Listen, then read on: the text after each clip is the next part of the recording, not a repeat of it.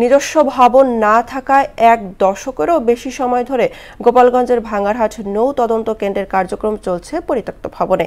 এতে একদিকে যেমন ব্যাহত হচ্ছে সেবা, অন্যদিকে বাসস্থান সংকটে মানবেতর দিন পার করছেন পুলিশ সদস্যরা। এছাড়াও অস্ত্রাগার ও হাজতখানা না থাকায় নিরাপত্তা ঝুঁকিতে রয়েছে তারা। সমস্যা সমাধানের কাজ চলছে বলে জানান পুলিশ সুপার। মাসুদ পারভেজের প্রতিবেদন, জানাচ্ছেন সিফাত রহমান জেসি।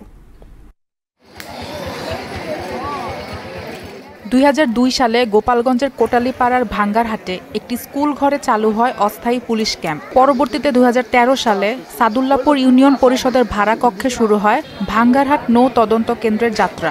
তবে ১৩ বছর পার হলেও কেন্দ্রটির কোনো নিজস্ব ঠিকানা হয়নি, যার ফলে ব্যাহত হচ্ছে কেন্দ্রের সেবা কার্যক্রম। সরকারি মালামাল আছে, এইটা রাখাটাও ততটা নিরাপদ না, যেহেতু অনেক জায়গায় অস্ত্রাগার আলাদা থাকে, তারপরে আসামি থাকলে আসামি রাখার জায়গা আলাদা থাকে।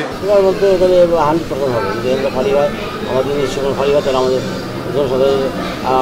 সুবিধা আমরা ব্যবহৃত করি। এখানে আসামি নিয়ে আসলে যত সময় রাখি 10-15 মিনিট, আধা ঘন্টা রাখি, ওটা আমাদের সেন্টি থাকে, সেন্টি ডিউটি থাকে, ওই সেন্টি ডিউটি হেফাজতে রাখি, পরে আমরা পিক আপ করে আমরা কোটালীপাড়া নিয়ে আসি। ভবনটিতে খসে পড়ছে পলেস্তারা, নেই অস্ত্রাগার ও হাজতখানা। নিরাপত্তা ঝুঁকি বাড়ছে প্রতিনিয়ত। পর্যাপ্ত সুবিধা না থাকায় মানবেতর দিন পার করছেন পুলিশ সদস্যরা। অন্যদিকে বৃষ্টির পানিতে ভিজে প্রতিনিয়ত নষ্ট হচ্ছে তদন্ত সংশ্লিষ্ট গুরুত্বপূর্ণ নথিপত্র।